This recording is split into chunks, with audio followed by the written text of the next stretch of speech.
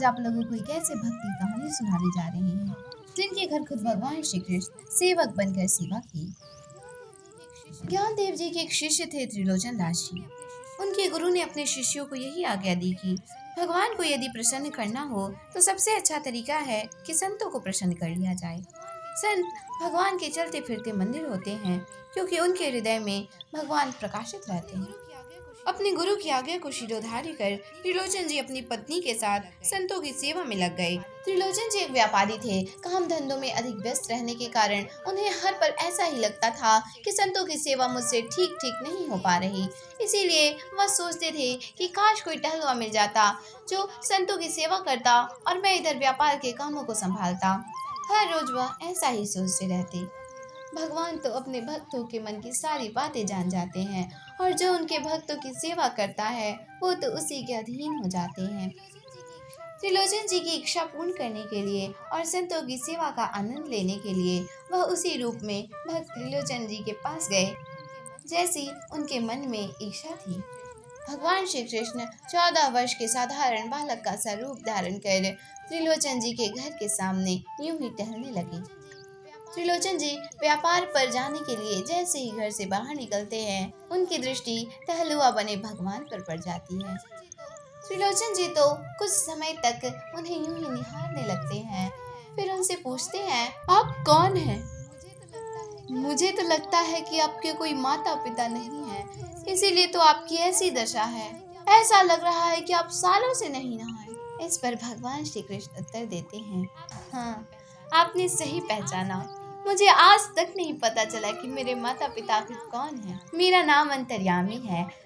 मैं एक नौकर हूँ। ऐसे तो मैं सबकी सेवा कर लेता हूँ, पर सबसे अच्छी सेवा मैं संतों की करता हूँ। मैं नौकरी की तलाश में इधर उधर भटक रहा हूँ, पर कोई मुझे नौकरी पर रखता ही नहीं। त्रिलोचन जी बहुत खुश हो जाते हैं और उनसे कहते हैं, अरे अंतर्यामी, तुम चिंता क्यों करते हो?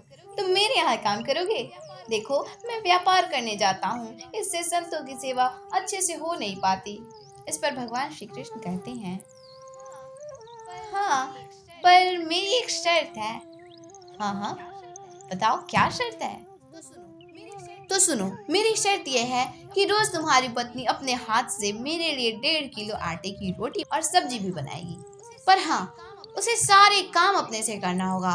लेकिन हाँ, ये बात उसे किसी से कहनी नहीं होगी। यदि वो ये बात किसी से कह देती है तो मैं उसी समय यहाँ से चला जाऊंगा।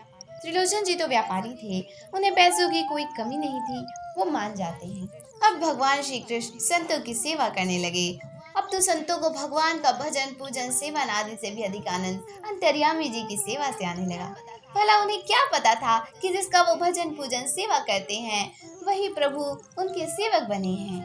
अब तो संतों की भीड़ लगने लगी। ऐसे ही दिन बीतने लगे। सब तो अच्छा चल रहा था, पर अब त्रिलोचन जी की पत्नी खाना बनाते बनाते परेशान हो गई। एक दिन त्रिलोचन जी की पत्नी अपने पड़ोस की सखी के यहाँ जाती है। अरे क्या हुआ सखी, तुम इतनी उदास क्यों हो?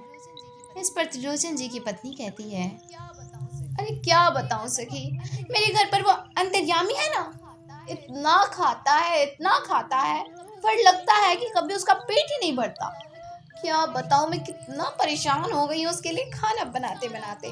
सारा काम मुझे अकेली को ही करना होता है। चक्की पीसना, आटा गूंथना, बेलना, पकाना, मैं बहुत थक जाती हूँ। लेकिन देखो सखी, ये बात किसी से कहना नहीं, वरना वरना अंतर्यामी चला जाएगा। इतना कहकर जैसे ही वह आती है, अंतर्यामी रूप में प्रभु श्री कृष्ण वहाँ नहीं होते। इतने में त्रिलोचन जी आते हैं, अंतर्यामी को ढूंढने लगते हैं। अंतर्यामी जब उन्हें कहीं नहीं मिलते तब वो समझ जाते हैं और अपनी पत्नी से पूछते हैं। उनकी पत्नी उनसे बहुत माफी मांगती है। अब तो त्रिलोचन जी रोने लगते हैं। अंतर्यामी, अंतर्यामी, तुम कहाँ चले गए? क्यों मुझे छोड़कर चले गए अंतर्यामी? ऐसा कह कर खूब रोते हैं। तब आकाशवाणी द्वारा भगवान उनसे कहते हैं, जिसे केवल वही सुन पाते हैं, त्रिलोचन, तुम रो मत। मैं ही अंतर्यामी बनकर तुम्हारे घर संतों की सेवा करता रहा। तुम्हारी इच्छा पूरी करने के लिए और संतों की सेवा का आनंद लेने के लिए ही तुम्हारे घर में नौकर बनकर आया था। तुम ऐसा मत समझो कि मैं तुम्हें छोड़कर कहीं चला गया हूँ, क्योंकि जो मेरे भक्तों की सेवा करता है उसे तो मैं छोड़कर जाता ही नहीं हूँ। हाँ, अगर तुम बोलोगे तो मैं फिर से तुम्हारे घर सेवक बनकर आ सकता हूँ। यह बात सुनकर तो त्रिलोचन जी विकल हो गए और प्रभु से कहने लगे, हे प्रभु, हे त्रिलोकपति, हे त्रिलोक के स्वामी, मैं आपके दासों का दास हूँ। मुझ दास के घर आप त्रिलोक के स्वामी सेवक बने, जिनके चरण रखने की चौकी की बड़े बड़े यक्ष गंधर्व देवगण सेवा करते रहते हैं। उन भगवान को मैं अपने घर में इतने दिनों तक नौकर बनाकर रखा। और हे प्रभु, आपका हृदय कितना विशाल है कि मुझ दास के घर आप दास बनकर रहे। मैं कितना नीच अधम पापी हूँ। अब मैं आपके संतों के सामने कैसे अपना मुख दिखलाऊंगा।